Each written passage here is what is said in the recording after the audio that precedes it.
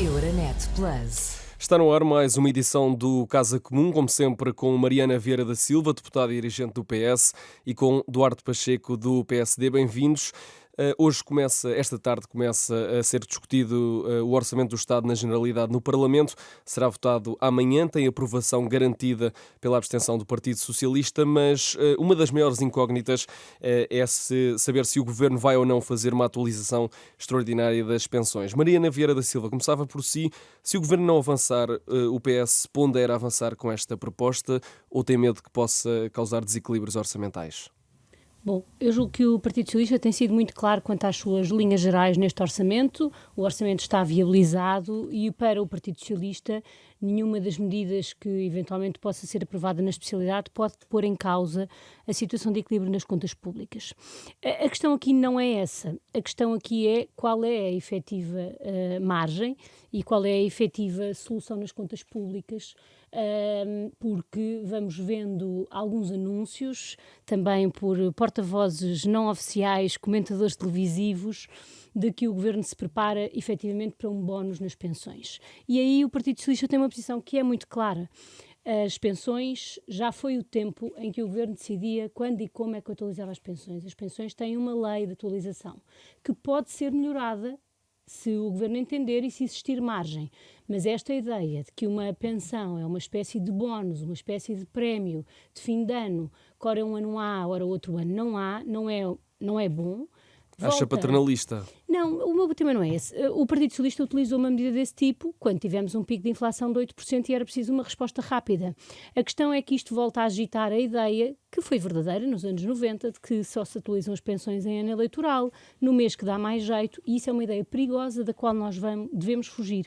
As pensões são uma garantia, são um contrato entre os pensionistas e o Estado e não deve ter estas flutuações de bónus. E por isso a pergunta que o Partido Socialista tem feito, ainda ontem fez à Sra. Ministra do Trabalho, é qual é a margem? Porque se existe uma margem orçamental, então deve haver um aumento que seja estrutural nas pensões e não este tipo de bónus que temos agora. Sem nenhuma dúvida que o Partido Socialista não porá em causa o equilíbrio das contas públicas, precisa é da informação que permita tomar esta decisão. Duarte Pacheco, é compreensível o Governo justificar um não aumento das pensões se isso vier a acontecer com as contas certas, depois de ter resolvido tantos problemas em tantas classes profissionais, não é esquecer os reformados? Muito boa tarde. Penso que a sua pergunta tem um erro por trás.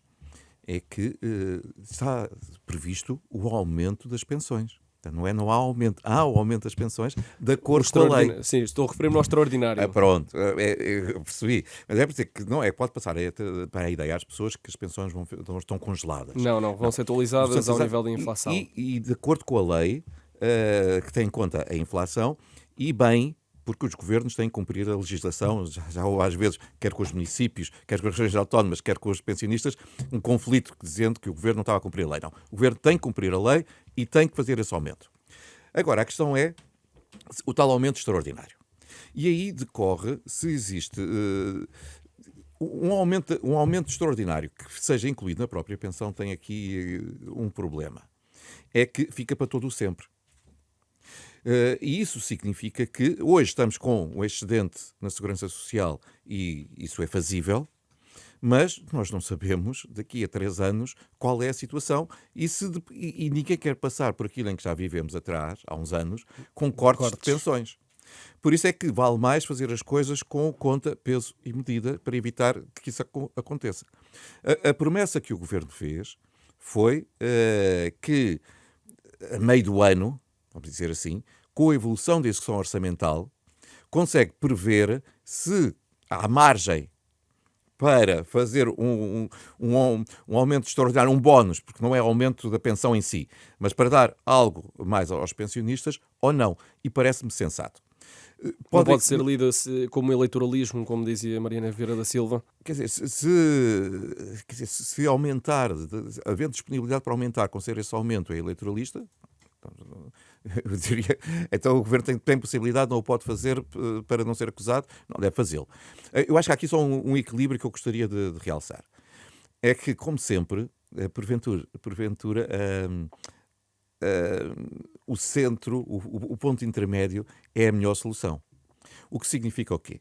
Que se calhar o Governo aumenta de acordo com a lei, mas não significa que não possa dar um aumento extra para a pensão, que ficará para todo sempre, não tanto como aquilo que porventura muitos desejavam, e que até estimam que isso seja compatível com as contas certas, mas ficar já assegurado isso, mas não se pode estar a aumentar já sem Dar ter a passos certeza maiores do que a perna. Isso mesmo. Mariana Vieira da Silva, também sobre o Orçamento do Estado. Como é que olha para o facto de ontem o Conselho das Finanças Públicas ter demonstrado expectativas mais otimistas para o excedente do que o próprio Governo? Bom, eu acho que estes dois temas estão verdadeiramente relacionados e eu preciso de responder aqui ao que disse o Duarte Pacheco, porque os governos do Partido Socialista fizeram, em todos os anos entre 2016 e a pandemia, aumentos extraordinários. Extraordinários porquê? Porque são para além da lei. Mas foram aumentos que ficaram nas pensões. E qual foi a consequência disso? Foi que tivemos que definir um limite. Só as pensões até mais ou menos 850 euros é que beneficiaram desse aumento. Um orçamento é prever disponibilidades financeiras, olhar para a economia e prever despesa em função dessas previsões. Aquilo que o Governo me parece estar a fazer é uma negação do conceito de orçamento, porque quando se aumenta aos enfermeiros, também fica para todo o sempre. Quando se aumenta aos polícias, ainda que seja em suplemento, e portanto a regra pode ser um pouco distinta, também fica para sempre. E é aos pensionistas que o Governo está a dizer pode ser que exista, e isso não me parece uma relação saudável naquilo que deve ser um contrato. O contrato entre quem contribui e depois recebe a sua pensão. E eu julgo que a margem e os números do crescimento podem ser um dos sítios onde o Governo tem guardada essa margem orçamental, ainda que, e não posso deixar de dizer, os números que o INE hoje publica sobre o crescimento económico são números que ficam muito aquém daquilo que o Governo, neste mesmo Orçamento 25, prevê para o fim deste ano e que exigiriam, no último trimestre, um crescimento muito superior àquele que temos tido para ser cumpridos. E, portanto, que o orçamento é um exercício que é difícil, é óbvio. Esta ideia de prometer bónus em vez de assumir compromissos parece-me muito negativa para a nossa vida democrática e para a forma como olhamos para o orçamento, que deve ser levado a sério. Eduardo Pacheco, perguntava-lhe sobre isto, sobre estas diferenças entre as previsões do Governo e do Conselho das Finanças Públicas, se o Governo está a gerir expectativas para o futuro, para ter mais margem. Permita-me também que responda força. A Vieira da Silva, só para dizer o seguinte, eu acho que o Estado tem que ter uma pessoa de bem e, portanto, tem que sempre cumprir os seus contratos. E o contrato que o Estado tem com os pensionistas é aquilo que resulta da lei. Depois, o que quer dar a mais, seja um aumento extraordinário ou seja um bónus, já é algo que quer fazer por sua vontade, já não é obrigado a fazê-lo. Obrigado é cumprir a lei, é esse o contrato aí com os pensionistas. Pode rever a lei. Claro, pode rever a lei, isso a qualquer momento. O Parlamento tem também essa possibilidade a qualquer momento de rever a lei. A outra coisa é o facto de, por exemplo, o próprio professor Mário Centeno já várias vezes deixou o alerta que nós não podemos aumentar a despesa fixa de uma forma exorbitante porque nós não sabemos o amanhã.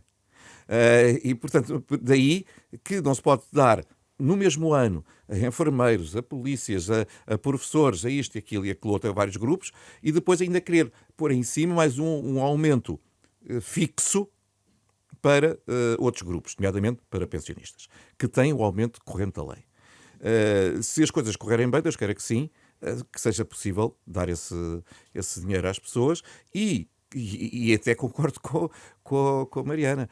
Se houver possibilidade, que seja revista a lei. Muito bem. Quer dizer, nada é imutável. A Constituição já foi alterada não sei quantas vezes e, portanto, pode ser melhorada de acordo com as circunstâncias. Portanto, por aí. Agora, sobre as projeções. Não é a primeira vez que os governos entregam algo que é cauteloso, para não serem acusados a seguir de terem defraudado expectativas. E, portanto, isso já aconteceu repetidamente. E é por isso que muitas vezes, por exemplo, mesmo agora com os governos socialistas, quer a receita fiscal veio sempre acima daquilo que estava orçamentado, quer o saldo orçamental ficou sempre acima daquilo que estava orçamentado. É porque as coisas correram muito bem na economia durante esse ano. ok, tem uma parte de verdade, mas a outra também é que se calhar a previsão foi cautelosa para... A cautela podia também vir no programa eleitoral. A gestão de expectativas é mais muito acautelada. importante. Eu queria também falar sobre os tumultos na cidade de Lisboa, porque ontem voltámos a registar incidentes na freguesia de Benfica. Ontem o Governo recebeu várias associações que representam os bairros da Grande Lisboa. No fim do encontro lamentaram a falta de medidas concretas para evitar mais casos como o da morte de Odeiro Muniz, depois de 2 disparos de um agente da PSP. Mariana Vieira da Silva, é necessário criar uma polícia mais próxima, com agentes que conheçam as pessoas destes bairros, que não sejam vistos como uma força que vai entrar à força, passa a redundância, nestes bairros e que gera mais medo do que confiança nas instituições? Bom, antes de mais, e porque eu há uma semana tinha dito que fazia falta que o Governo fizesse estas reuniões com estas associações, queria dizer que é bom que o tenha feito. É bom que o tenha feito porque nunca nenhum momento de tensão se acalmou apenas com a presença da força policial. O contexto em que estes tumultos se têm verificado exige canais abertos de diálogo com a comunidade que, como todos têm referido, na sua imensa maioria, são pessoas que são os mais interessados no regresso da calma e da tranquilidade a esses bairros. É evidente que o trabalho de transformar a polícia em algo numa polícia de maior proximidade é um trabalho importante que tem sido feito por vários governos E difícil nos também. últimos anos. É um trabalho muito difícil, principalmente porque, por razões várias, praticamente a grande maioria dos polícias que entram para a polícia vêm de regiões no norte e no interior do país e, portanto, não têm uma relação Não conhecem de estas proximidade realidades. com a área metropolitana de Lisboa. É um trabalho que precisa de ser feito e eu julgo que ontem as associações destacaram ao Governo os compromissos que a própria polícia tinha assumido no âmbito do plano de combate ao racismo e que todo o país tinha assumido, de formação, que precisam mesmo de ser prosseguidas, porque ninguém acusa a polícia, qualquer uma das nossas polícias, de ser racista, mas nós temos fenómenos de racismo estrutural e precisamos de os combater e, naturalmente, que quem tem o monopólio da força também tem essa obrigação. Eduardo Pacheco, seria uma boa ideia, a partilha desta ideia de ter patrulhas que conhecem as pessoas nestes bairros e que, quando há estes momentos, consigam ter uma entrada menos forçada nestes espaços sensíveis? É algo que ajuda, não tenho qualquer dúvida, que ajuda a que o confronto não ocorra com a violência que ocorreu. Concordo que tem que existir também uma maior formação e uma adequação dos recursos a cada realidade. Eu não sei que temos que aguardar os relatórios e não vamos nem dizer que quem faleceu estava completamente inocente, nem que que o polícia em causa é completamente culpado. Temos que aguardar para depois poder retirar conclusões. Mas há uma coisa que eu ontem dizia isso ao meu filho, que tem 22, disse assim, olha, este polícia é mais novo do que tu. E, portanto, não estava preparado também, Porventura, provavelmente, não para tem a maturidade e a experiência para ser posto numa função, num local difícil. Mas nós sabemos do que conhecemos que isso acontece muitas vezes, Pois, não é? mas Que não os devia. agentes mais velhos procuram também resguardar-se desse tipo de cenários. Pois, mas depois acontecem situações, porque, quer dizer, uma pessoa com experiência, que só a vida dá, que só os anos dão, permite, perante um determinado problema, ter uma capacidade de resposta, uma capacidade de diálogo, uma capacidade de intervenção que é diferente de alguém que teme logo pela sua vida, porque nunca viveu uma situação semelhante e que depois age, porventura, com alguma violência exacerbada. E, portanto, eu acho que aí também a própria direção da polícia, da PSP, da Polícia de Segurança Pública, devia considerar isso e reestruturar o modo como estas patrulhas são feitas, de modo a que pessoas com menos experiência fiquem com serviços que são necessários. A polícia de proximidade é sempre necessária, mas nós temos polícias a acompanhar escolas, só para dar um exemplo, que é onde a possibilidade de existir um conflito é muito menor do que propriamente em bairros conflituosos. Fica aqui essa ideia. Fica também por aqui a primeira parte do Casa Comum. Já a seguir atravessamos o Oceano Atlântico. Euronet Plus. Segunda parte do Casa Comum e atravessamos o Oceano Atlântico para chegar aos Estados Unidos. Estamos a menos de uma semana das eleições norte-americanas. Realizam-se na próxima terça-feira. Chega-nos uma campanha ofensiva de muita agressão verbal, mas queria discutir convosco o que pode sair daqui para a política externa norte-americana. Mariana Vieira da Silva, em caso de vitória de Donald Trump, que é um cenário que parece ser possível, a Europa deve estar preocupada, nomeadamente, como aborda os temas, o apoio e a ajuda que dá à Ucrânia. Bom, estamos a chegar àquele momento em que a ansiedade chega a todos nós, mesmo do lado de cá do Atlântico, e por isso é fácil imaginar a ansiedade que vai percorrendo todo o país. Eu julgo que é óbvio que uma vitória de Donald Trump, com tudo o que sabemos, será uma transformação radical em inúmeras dimensões da nossa vida coletiva, uma transformação radical e muito, muito negativa, porque tanto no que diz respeito ao papel da NATO e à forma como olha para a NATO, como no que diz respeito à forma como se relaciona com ditaduras e como desequilibra a relação que neste momento existe entre os Estados Unidos e a Europa para outros locais, são 3 dimensões de grande desequilíbrio. Mas também, e porque aquilo que acontece nos Estados Unidos acaba sempre por ter esse impacto muito além da política externa.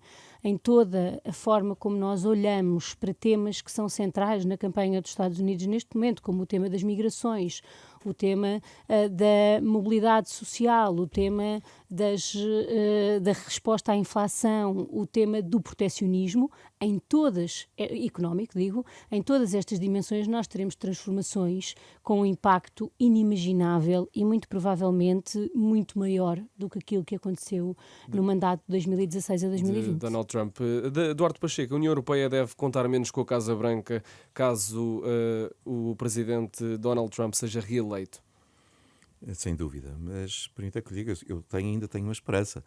Eu tenho esperança que 2 a 8 dias, quando nos reencontrarmos, não estarmos aqui a chorar sobre algo que aconteceu. Porque é que as sondagens falharam e... Deus queira, Deus queira. Mas infelizmente as sondagens estão-nos a indicar que Donald Trump pode ser reeleito.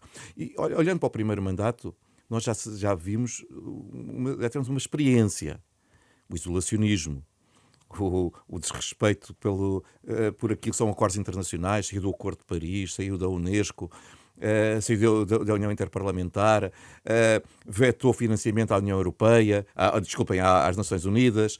Portanto, o isolacionismo completo. Depois tem essas medidas na área do protecionismo que afeta a economia global. Todos nós sabemos que o comércio é uma das fontes de crescimento, não é o protecionismo. E, finalmente, na perspectiva política. E na perspectiva política, o pior nem sequer é ele ter um relacionamento com determinadas lideranças ditatoriais como seus amigos. É o facto é a inconstância e imprevisibilidade. Que isso dá aos conflitos que vivemos. Nós podemos estar com alguém que discordamos, mas sabemos o que é que pensa. Mas eu acho que ninguém consegue ter segurança perante qualquer situação conflitual, qual vai ser a posição americana se ele for reeleito. Isso é uma insegurança total. E o mundo está indiscutivelmente mais complexo do que em 2016. Em relação à abordagem dos Estados Unidos no Médio Oriente, Mariana Vieira da Silva, acha que com Donald Trump vai ser mais agressiva, tendo em conta, por exemplo, a histórica intervenção com o Irão, por exemplo? Bom, creio que foi em 2019. Relativamente a essa posição dos Estados Unidos, no caso de Donald Trump ganhar, ela é, acima de tudo, imprevisível. E é essa imprevisibilidade, a imprevisibilidade face ao que pode acontecer, que é o mais perigoso de tudo. É muito difícil saber se, nesse caso em concreto do Médio Oriente, vencerá a ideia de que nós só temos de cuidar de nós e o mundo que resolva as suas situações, ou vencerá uma ideia de intervencionismo e de alinhamento ou com a Rússia ou com quaisquer outras forças nesse território. E por isso, como qualquer um de nós está habituado a viver num mundo previsível, em que consegue antecipar a atitude dos diferentes atores, esse é, quanto a mim, o maior risco é o da imprevisibilidade. Duarte Pacheco, é de esperar que, caso Kamala Harris seja eleita, a nova administração tenha uma outra forma de estar na intervenção externa dos Estados Unidos? Há alguma pressão interna, por exemplo, do eleitorado, daquilo que falávamos, para que se gaste menos dinheiro em conflitos externos aos Estados Unidos? Kamala tem dito que seguirá a política externa do presidente Biden. E, portanto, daí eu penso que não haverá grandes alterações. Por exemplo, na questão do Médio Oriente, ela tem sido mais contundente na criação dos dois Estados. E, portanto, acredito que se os Estados Unidos tiverem como presidente Kamala Harris, a pressão perante Israel para que eles admitam a existência de um Estado palestiniano ao seu lado, em paz e segurança, que é fundamental para os dois, será uma pressão muito maior do que tem sido hoje. Onde Kamala tem, de algum modo, falhado, e sabemos que... Eu já tentei pensar o que é que por trás deste falhanço, mas não consegui encontrar a solução, uma resposta, que é, todos sabemos que os americanos votam com o bolso. Se a economia está bem, reelegem o presidente, se não, penalizam e vão para o outro lado. A economia, os dados que há pouco ouvimos, está bem. O desemprego está em mínimos históricos. A economia cresce bem, as exportações americanas crescem. Mas, no entanto, ela não conseguiu ter conseguiu ter para si própria aquilo que foi feito de bom pela presidência Biden e deixou o discurso da economia todo para Donald Trump. E aqui é um erro, quer dizer, um erro de comunicação que pode ser muito importante em termos eleitorais.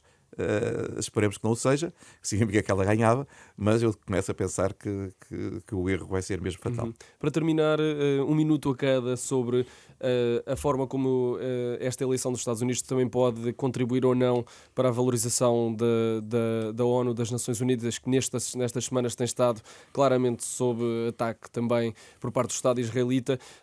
Mariana Vieira da Silva, acha que, sendo eleito Donald Trump, esse tipo de ataques a uma instituição que tem várias décadas pode continuar e agravar-se?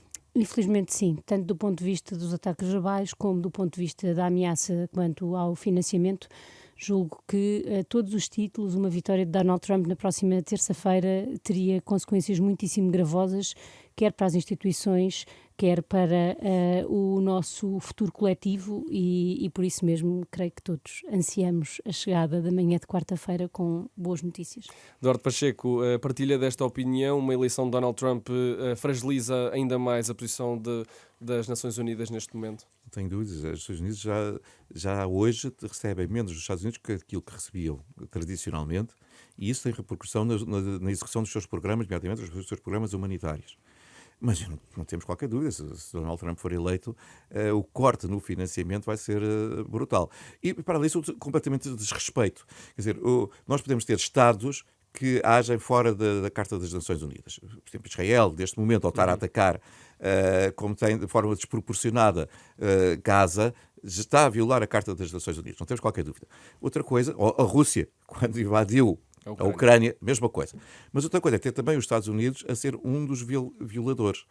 E se ele ganhar, ele está completamente, desculpe uma expressão, nas tintas para as Nações Unidas e atua conforme que bem lhe apetece, desrespeitando a organização, vai perdendo papel e poder na esfera internacional. Quanto a nós, resta-nos esperar. Chega ao fim mais uma edição do Casa Comum, o programa da Renascença em parceria com a Euronet, a Rede Europeia de Rádios, esta semana com o nosso habitual painel, Mariana Vieira da Silva do PS e Duarte Pacheco do PSD. Até para a semana, na próxima quarta-feira, já deve haver novo presidente dos Estados Unidos eleito. Não sei. Euronet Plus.